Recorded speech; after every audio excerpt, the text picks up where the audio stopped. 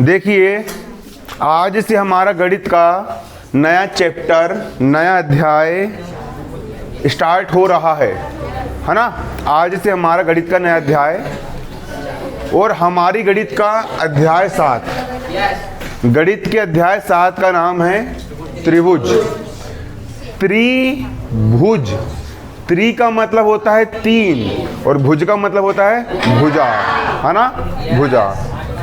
तो 3 भुजा, त्रि यानी 3 भुजा से मिलकर बनी बंद आकृति, पहली भुजा, दूसरी भुजा, तीसरी भुजा, 3 भुजा से मिलकर बनी बंद आकृति त्रिभुज कहलाती है।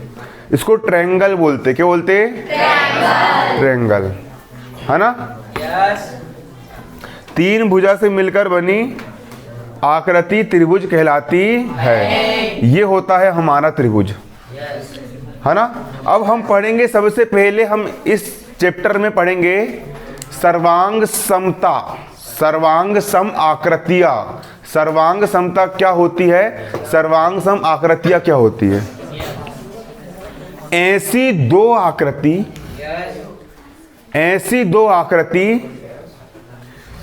जिनकी माप पूरे तरीके से समान हो। ऐसी दो आकृति जो बिल्कुल एक दूसरे की बिल्कुल कॉपी हो, बिल्कुल एक दूसरे के जैसे दिखे, उन आकृतियों को सर्वांग सम आकृतियां कहा जाता है। मतलब जिन आकृतियों में किसी भी प्रकार का अंतर नहीं होता, जैसी की वैसी होती है, उनको सर्वांग सम आकृतियां कहा जाता है। यहां पर एक त्रिभुज हो गया आपका ABC, क्लियर। और दूसरा त्रिभुज हो गया आपका PQR। अब यदि इन दोनों आकृति में जितनी बड़ी भुजा AB है, उतनी ही बड़ी भुजा PQ भी है। जितनी लंबी भुजा BC है, उतनी ही लंबी भुजा QR भी है।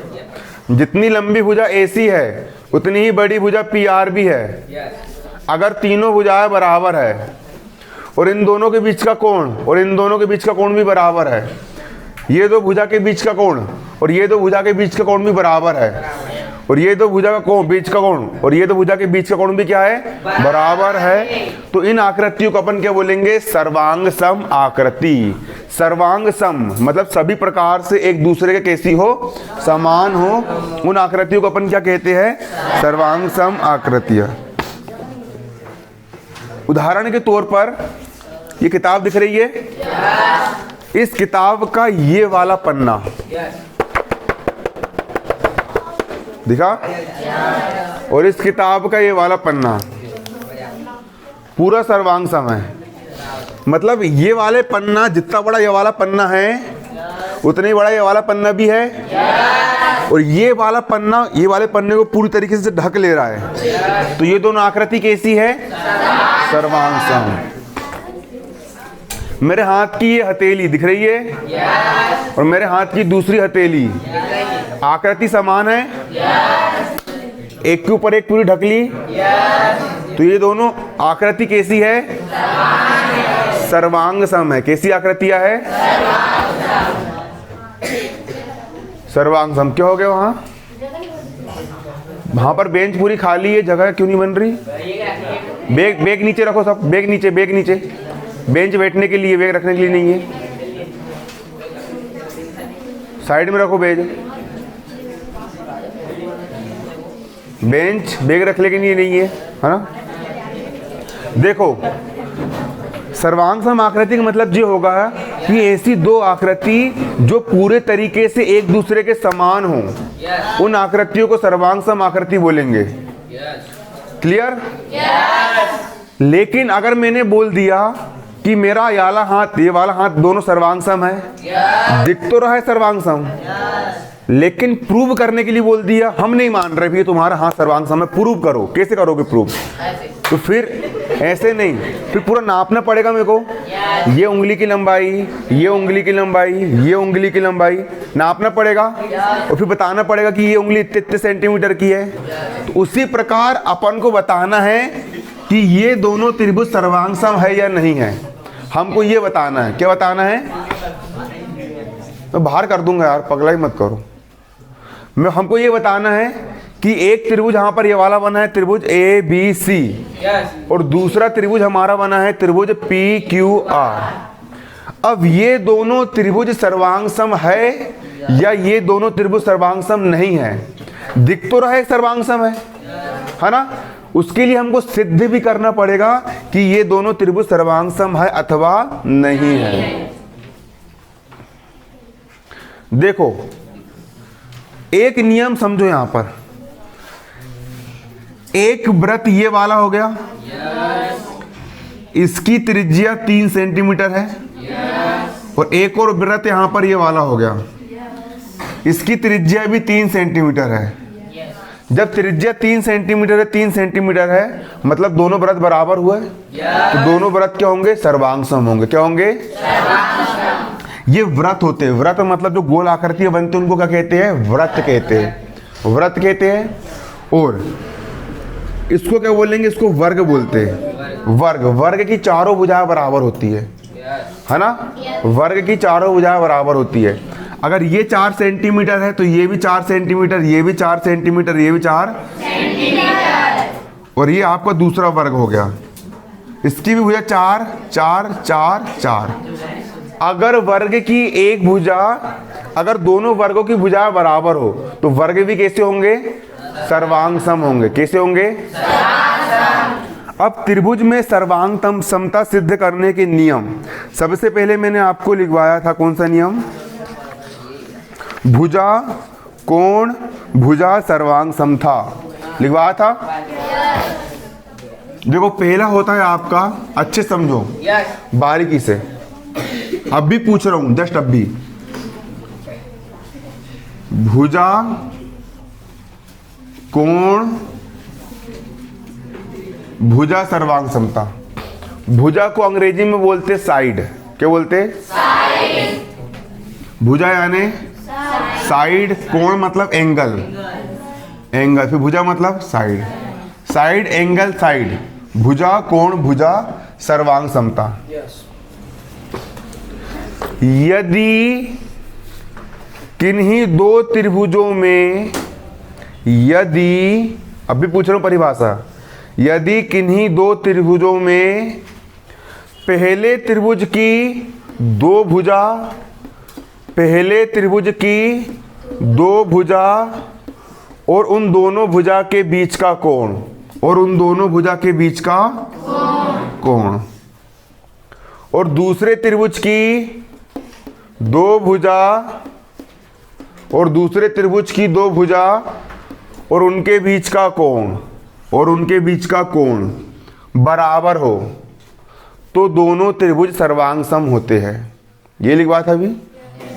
मतलब कि इसकी एक भुजा हो गई 4 तो इसकी ये भी हो गई 4, इसकी ये भुजा हो गई 3 तो इसकी ये भी हो गई 3, और इसका कोण हो गया 60, इसका भी कोण हो गया 60। उदाहरण के लिए ऐसा है तो दोनों त्रिभुज कैसे होंगे? सर्वांग सम। क्योंकि यदि एक त्रिभुज, दो त्रिभुजों में एक त्रिभुज की दो भुजाएं और उनके बीच का कोण दूसरे त्रिभुज की दो भुजाएं और उनके बीच का कोण के बराबर हो तो दोनों आकृति, त्रिभुज की आकृतियां कैसी होगी? सर्वांग सम होती है। आज पहला दिन किस चीज का है जो आए? तुम्हारा पहला है? कब आए थे तुम उसके? कहाँ गए थे?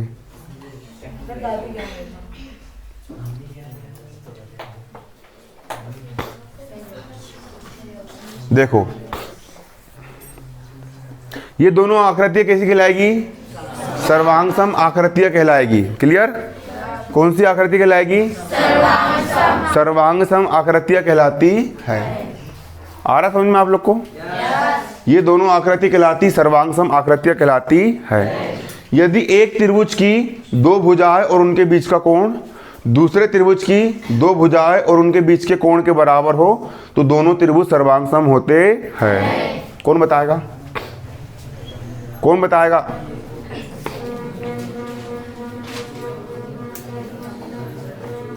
चलो तुम बताओ।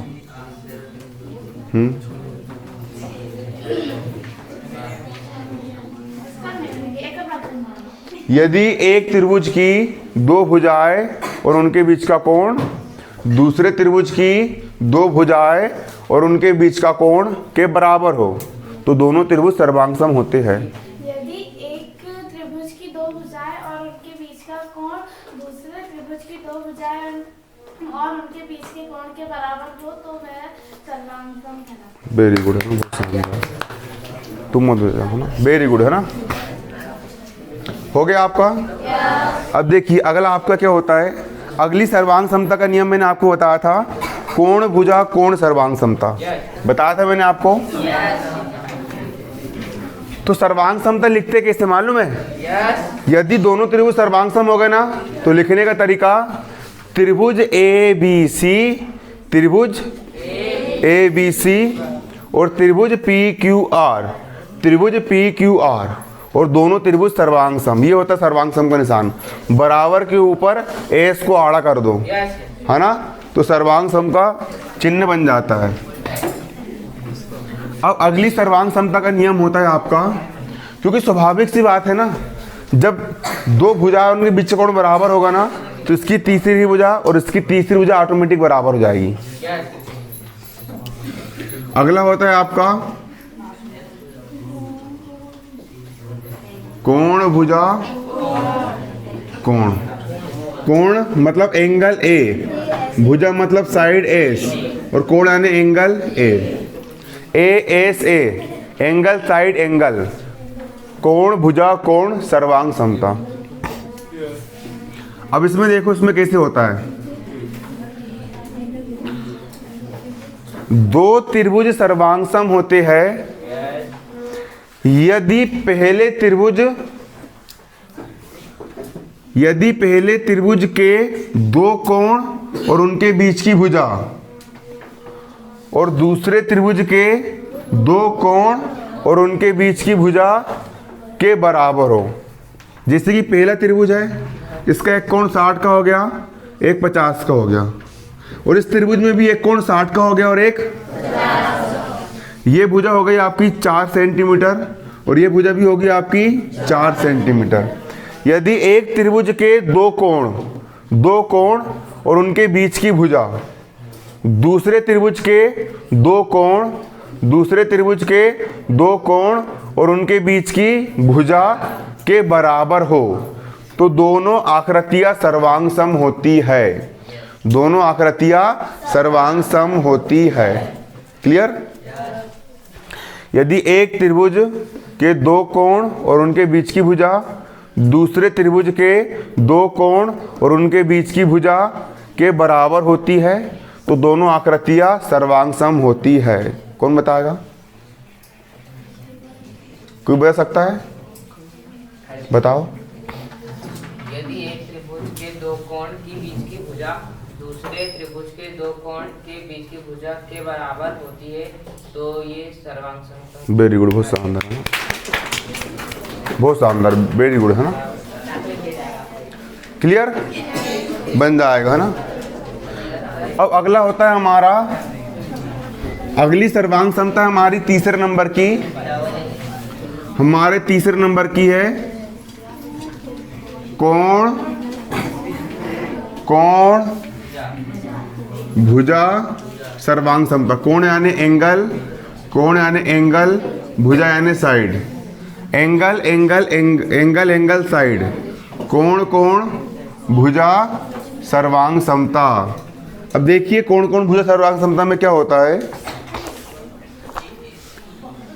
कोण भुजा सर्वांग समता में देखो क्या होता है। दो त्रिभुज सर्वांग सम होते हैं, दो त्रिभुज सर्वांग सम होते हैं, दो त्रिभुज सर्वांग सम होते हैं यदि इन त्रिभुजों के दो कोण के युग्म बराबर हो और संगत भुजा का युग्म बराबर हो। अगर त्रिभुज के कोणों का कोई भी दो युग्म बराबर हो, मतलब ये वाला अगर 50 का है और ये वाला 40 का है तो ये वाला भी कितने का हो और ये वाला भी कितने का हो।